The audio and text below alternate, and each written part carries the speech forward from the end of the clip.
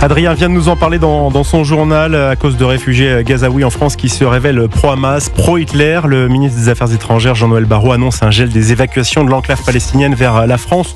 Le temps de l'enquête, Jules Torres, si on ne change pas la manière de procéder pour donner des visas, ça va refaire la même chose, le problème va se répéter. Malheureusement, cette affaire aujourd'hui, on en parle parce qu'elle aurait pu arriver à un drame et surtout parce qu'elle heurte, vu les prises de position de cette dame. On accueille quand même et on donne de l'argent aux frais du contribuable car elle était boursière à une propagandiste nazie et pro-Hamas. C'est quand même un petit peu curieux dans notre démocratie occidentale, mais la question du durcissement des frontières, du durcissement du criblage sur notre politique d'immigration, moi je fais partie de ceux qui la demandent depuis beaucoup de temps. Je vous rappelle que les attentats de novembre 2015, il y avait dedans deux Syriens qui se faisaient passer pour des Syriens en passant par l'île de Lesbos en Grèce. Donc ce sujet-là, on le connaît. Alors, je ne fais pas de comparaison entre les deux affaires, mais le durcissement de notre politique d'immigration, le fait qu'aujourd'hui Schengen soit une sorte de passoire, moi j'appelle de manière très régulière à ce que on vérifie davantage, à ce que les ministères durcissent considérablement leur politique d'immigration, à ce que l'asile ne soit plus dévoyé. Il y a quand même un chiffre qui est absolument sidérant. 580 millions de personnes aujourd'hui dans le monde sont éligibles au droit d'asile français. Donc moi je veux bien que, c'est pas pour reprendre l'expression de Michel Rocard qui fera plaisir à Paul Melun, mais qu'on accueille c'est vrai que cette statistique elle est toute la misère du monde. Non, mais c'est vrai. On n'a aujourd'hui malheureusement pas les capacités d'accueil pour intégrer et pour assimiler. Nos demandes d'asile n'ont jamais été aussi grandes. Nos titres de séjour n'ont jamais été donnés en nombre aussi grand. C'est quasiment 500 000 par an. C'est l'équivalent de la ville de Nice ou de Toulouse. Donc évidemment que ça pose des questions. Et donc ce que je veux dire, c'est quand on accueille autant, évidemment qu'on filtre moins et qu'on filtre moins bien. Et surtout accueillir bien, c'est ce qu'on fait. Mais par contre, on accueille un peu tout le monde, Paul Melun. Là, il y a évidemment un défaut de criblage manifeste. C'est absolument invraisemblable. Et là où j'ai peut-être un point d'accord avec Jules Torres, c'est que ça nous appelle un seul. Faut pas exagérer. On va dire un point d'accord par week-end, c'est déjà beaucoup, Jules, après cette saison de désaccords communs. C'est que je pense que le débat sur les contours du droit d'asile doit être posé. Est-ce que les règles qui ont été fixées notamment par la Convention de Genève sur le droit d'asile, il y a maintenant plusieurs décennies, est toujours d'actualité face aux crises humanitaires à répétition, face à des déferlantes de populations qui sont sans commune mesure avec ce qu'on pouvait connaître il y a 50 ans. Je pense par exemple à la crise migratoire en 2015 de migrants syriens qui a donné lieu à des millions de personnes, de malheureux qui ont fui leur pays et qui ont fui à l'époque Bachar pour venir ici en Europe. Et à l'intérieur de ces bataillons de personnes, on a retrouvé un certain nombre de gens, évidemment pas tous, une infime minorité, mais une infime minorité qui suffit à commettre l'irréparable, de gens qui derrière vont prôner une idéologie salafiste, islamiste, voire pire, passer à l'acte avec des attentats terroristes. Donc, si vous voulez, c'est un vrai sujet. Et là encore, Jules a bien fait de citer Michel Rocard. Je me souviens qu'en 2015, lorsqu'il y a eu la crise des réfugiés et qu'il y a eu ce raisonnement-là, Bernard Cazeneuve, qui à l'époque était aux affaires, avait repris la formule disant qu'on ne pouvait pas accueillir toute la misère du monde. Et il avait même expliqué qu'il pouvait y avoir, qu'il y avait un risque important, probablement ses services le lui révélaient, qu'il y ait des brebis galeuses, des gens dangereux à l'intérieur de ces bataillons entiers qui arrivaient. Donc il faut être extrêmement prudent parce que si on veut mener une grande politique contre le terrorisme, contre l'entrisme des frères musulmans, ça commence aussi par ce fameux criblage. Et si on a un criblage qui fonctionne pas bien, qu'on n'arrive pas à réguler suffisamment bien notre immigration, effectivement, on a beau jeu après de faire des rapports, de mettre sous pression nos services de renseignement en leur disant traquez bien les islamistes. Je veux dire, on a déjà suffisamment d'islamistes et d'antisémites en France pour aller en faire venir d'autres d'ailleurs dans le monde. Paul Melun, tout se jouerait peut-être certainement au départ depuis le consulat qui fait le tri. Tiens, toi tu y vas, tu as droit, tu es éligible, toi tu n'es pas forcément éligible. Je vous propose d'écouter justement cet ancien ambassadeur de France en Israël, Éric Danon, qui était hier dans Europe 1 Soir, des dérives dans plusieurs consulats dans le monde, et en précisant justement le rôle du consulat de France à Jérusalem dans cette affaire, une représentation française au contour pour le moins flou. Vous avez des dérives dans certains consulats et dans certaines ambassades dans le monde qui font que certains agents considèrent qu'ils ne représentent plus les intérêts de la France dans le pays, mais plutôt les intérêts du pays vis-à-vis de la France. Et ça, c'est ce qu'on appelle dans le langage DRH du Quai d'Orsay la tropicalisation.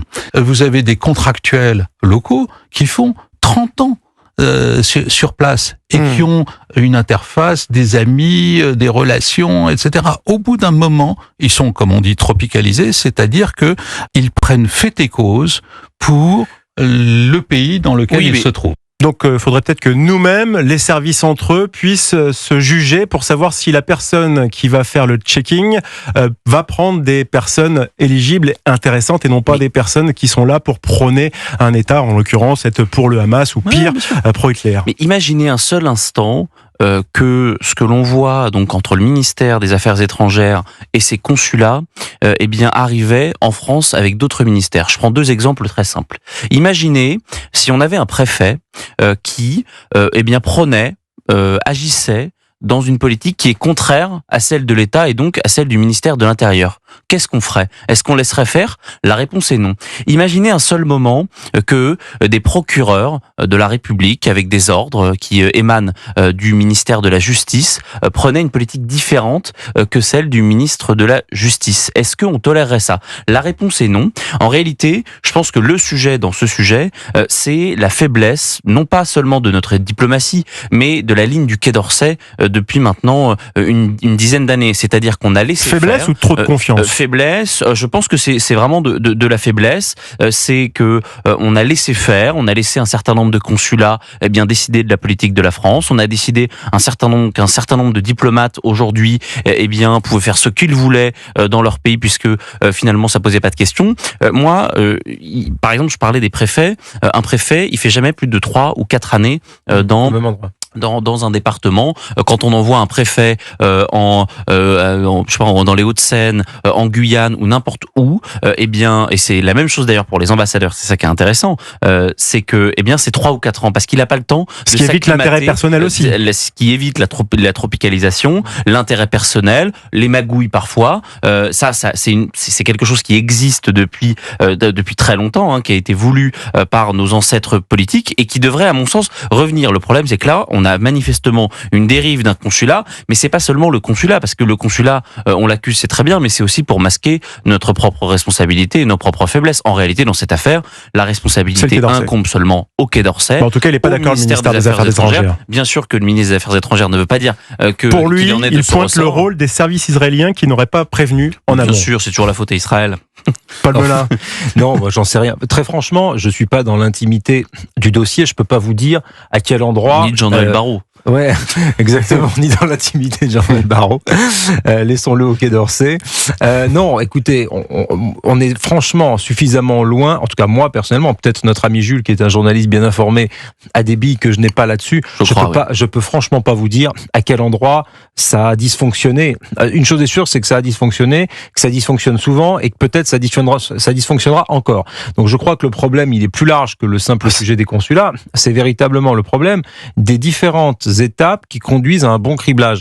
Peut-être devrions-nous, par ailleurs, voir comment font les pays étrangers. D'autres pays européens ont des méthodes peut-être plus filtrantes. Je pense par exemple au Danemark, avec Mette Frederiksen, la première ministre social-démocrate, qui fait les demandes d'asile dans les consulats à l'étranger. Je peux vous dire que, d'après ce que j'ai lu dans la presse, là pour le coup, il y a un criblage qui est quand même très précis. Pourquoi ? Parce qu'ils ont très peu de demandes d'asile en réalité. Je pensais que vous alliez dire pourquoi, parce qu'ils ont des sociodémocrates au pouvoir. Moi je suis un social-démocrate danois, donc ça ne me pose aucun problème.